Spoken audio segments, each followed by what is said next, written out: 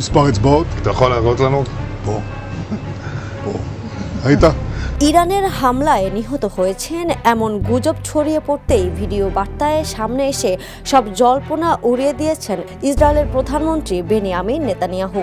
সামাজিক যোগাযোগ মাধ্যমে প্রকাশিত একটি ভিডিওতে তাকে ক্যাফেতে বসে কফি অর্ডার করতে এবং নিজের মৃত্যু নিয়ে রসিকতা করতে দেখা যায়। רוצה לספור את מספר אצבעות. אתה יכול להראות לנו? פה. এর আগে সামাজিক মাধ্যমে ছড়িয়ে পড়া কিছু পোস্টে দাবি করা হয়েছিল এক সংবাদ সম্মেলনের ভিডিওতে নেতানিয়াহুর হাতে নাকি 6টি আঙুল দেখা গেছে। অনেকেই এটিকে কৃত্রিম বুদ্ধিমত্তা বা এআই দিয়ে তৈরি ভিডিও বলে সন্দেহ করেন। এই গুজবের জবাব দিতে ভিডিওতে ক্যামেরার সামনে নিজের 2 হাত তুলে ধরেন তিনি এবং মজা করে বলেন, আপনারা কি আমার আঙুল গুনতে চান? দেখুন 5টি আছে। מספר אצבעות. אתה יכול להראות לנו? פה. פה. ראית?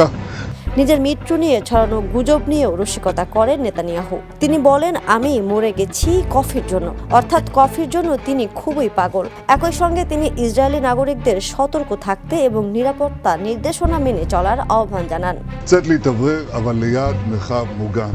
והעמידה שלכם היא מדהימה. এরই মধ্যে ইরানের ইসলামিক রেভলিউশনারি গার্ডস কর্পস এক বিবৃতিতে নেতানিয়াহুকে খুঁজে বের করে হত্যার হুমকি দিয়েছে।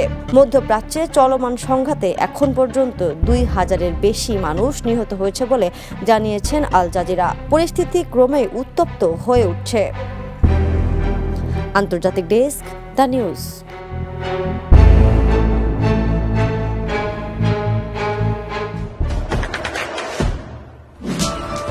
দেশে দেশে সবার সাথে দ্য নিউজ।